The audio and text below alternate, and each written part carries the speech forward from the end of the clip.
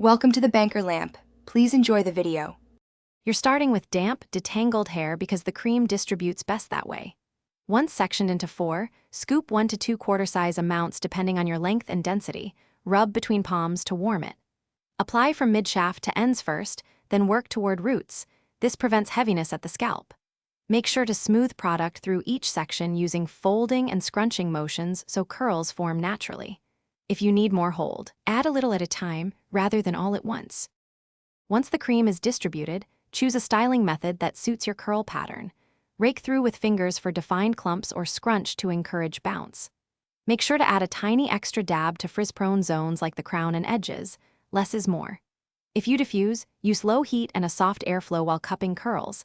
This preserves shape and reduces frizz. When air drying, resist touching.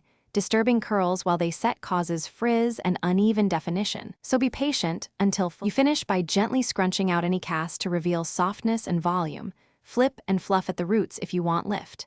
If curls look limp later, refresh with a spray of water mixed with a pea-size amount of cream and reactivate by scrunching. This revives shape without buildup. If hair feels sticky or weighed down, mist lightly with water and separate clusters with your fingers to break any tacky film.